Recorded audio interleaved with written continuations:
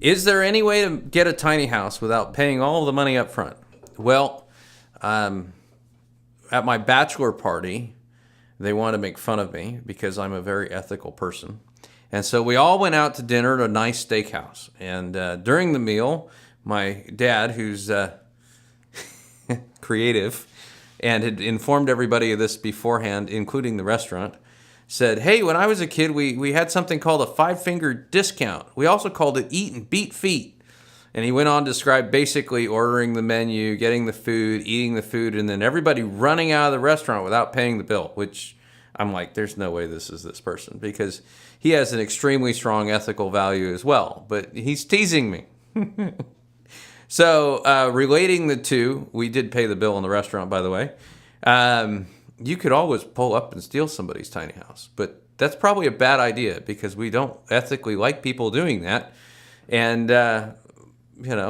that's why we lock things. And I'm not very happy that in our society in 30 years we've gotten to the point where we have to lock everything because we can't trust people.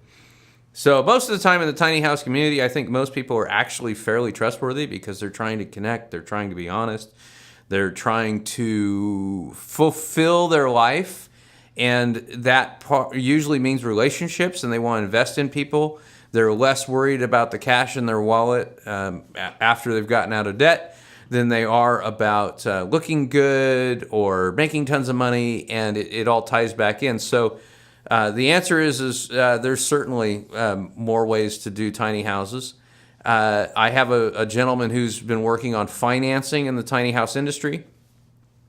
If you're going to use your tiny house as a commercial venture, it actually makes it easier to finance at this point because the loan industry sees a tiny home as different from an RV. And while you can actually get 15-year loans on RVs, they haven't put together packages like that at this point. But they do have a number of packages that rely on personal credit, and they look at your credit score, your income, and you can come up with a 20% down payment or so that'd be $7,000, and then pay out over 3 or 5 years the balance. They actually have programs that go to 7 years. And as time's going on, there's going to be more and more of these open there. I think private finance, if you have a relative that likes the idea of seeing you in that, maybe they're willing to write a contract with you. But there are both commercial and private options available to put a deposit down and get into a tiny house with a note for a limited time because that's the best option you have to get out of debt, and that's fine. I'm Forrest with Tiny House Tool, answering questions about tiny houses, anything that really deals with the different way of life that comes with being in a tiny house and the ability to free ourselves from debt and the bondage that comes with debt.